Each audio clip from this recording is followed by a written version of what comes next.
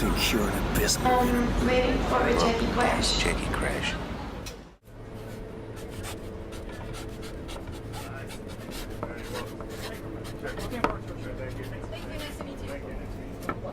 Ready? Yeah. Jackie Crash on the road. Dear Mr. Crash, here is your ticket to business class. My next door neighbor gave me Kiss records, his Kiss records. His mother told him he could not keep the Kiss records. And from that point forward, I think I was obsessed with the idea of I wanted to be Kiss. No matter what, I had to be Kiss. Compare to be in the rock band like 40 years ago and right now. Well, I think, I often look back at how I felt about Kiss in the 70s and what it meant to me. It's not as magical being on the inside. It doesn't feel as magical as being on the outside looking up to it. And I know that sounds odd, but it's pretty normal daily life for us because we've been doing the same thing over and over and over again. So I kind of have to refer back to the way I felt about Kiss to get me emotionally, fired up about some of the stuff that we do. And I think back in the 70s, it would have been really cool because there was no internet, there was no cell phones, there was no immediacy as far as content delivery to the public had to go through magazines, and so there was that disconnect that made it even more special. The waiting for the new record was amazing because people wait like months for a new record, and now you can just buy everything on Spotify. Exactly. There was a delay in delivery, so if you wanted to see Kiss in person, well, geez, the only way to do that would be to go buy a ticket and go to see them play. Right? Is it working? Yeah. Check 1 2. I love these Zoom units.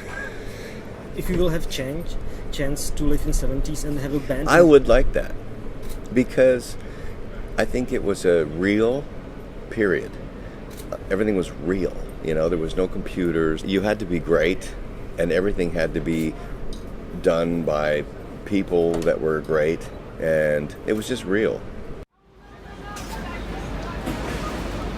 First record you bought? The first record I bought was Sean Cassidy, Born Late. How confusing is that? We didn't know any better. My sister and I were very young, and we went to the roller rink. You got to keep in mind that this is a long time ago, and they were playing the Do Run Run. This is way before your time. So we were like, okay, well, got to get the Sean Cassidy record. He was very popular. It was part of the Hardy Boys television show. This is going right over your head, I can tell, but it's okay. Cool. So that was our first record. We saved up for it. I think it was $7. Cool. Yeah. Then after that, it was rock and roll from there on out. My next door neighbor set me straight, and it was like, forget Sean Cassidy. Here's Kiss. How important do you think is image for the rock or metal band? I do think it's very important, only because having played with guys like Alice Cooper and being a Kiss fan, I think that it's the entertainment industry. As human beings, we get excited over things that are visual. All advertising has to do with generating excitement through the eyes, right? Billboards, posters, magazine ads, that all has to do with stimulating the eyes to send a message to the brain, to send a message to the heart, to send a message to the wallet. That's the chain. Whatever the image is, it has to be compelling, has to be exciting in order for people to take interest and hold their interest. Alice Cooper has made an entire career for being exciting. Yeah, that's true. To some level, he's interesting, and you always know you're going to be entertained, not just musically, but there's going to be something happening to see.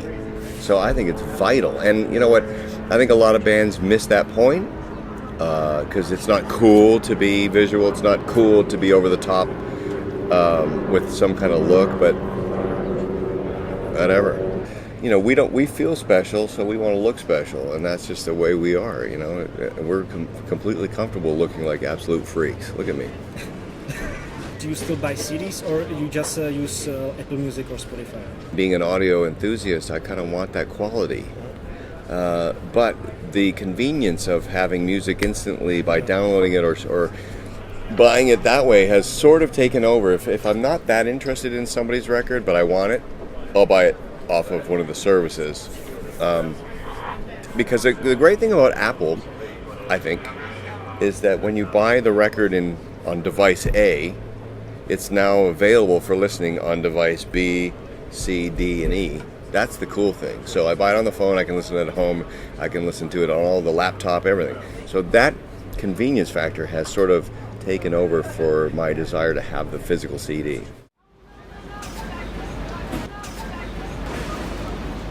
I'm a huge movie enthusiast. I think that it's an art form that, when done right, can touch a nerve and make you feel something special. You know, just like a good record. You know, you can leave a movie or leave a theater and say, "Fuck, that was." I'm like had an outer body experience. You know, I've always been interested in that art form, and I think that you know, I had a shot at trying it, and it is a lot harder than it looks. I don't have a problem acting. I feel pretty comfortable with, you know, when you read a script and you have to think in your head, well, how would I deliver this if I wasn't acting? How do I deliver this if I was really trying to accomplish whatever the script is, you know, over pronounce? I would just say it like real. That's how I look at the acting bit. The thing that I found difficult was memorizing the fucking lines. Yeah, like what's the goddamn line? The thing about acting is it's very personal. With a band, we have to make sure we're all in tune. The five of us have to be in tune and move as a unit together. As an actor, it's all here and it's all you, and you have to know what you're doing and nail it as an individual. That's the difference. I'd love to do more. I'm going to try to do as much of it as I can. The only thing that interferes really is our schedule. And Jason, the favorite movie? My favorite movie? Well, I'm a kind of a sucker for the old. I say old. The war classics like Platoon and Saving Private Ryan. I really Pianist. That's a heavy movie. The Pianist, directed by Roman Polanski. Yeah. You've seen it. Yeah. It's a Polish director. Yeah, it's incredible. That's probably the tops if I had to pick one. Great choice. Oh, right? Yeah. High five. Thank you. And that's great end for our interview because... That's it? Yeah. I love it. Look, talking about anything outside of Five Finger Death Punch, you have my attention. Why the hell is Jackie Crash? Wake up, Jackie. Hi, Jackie Crash.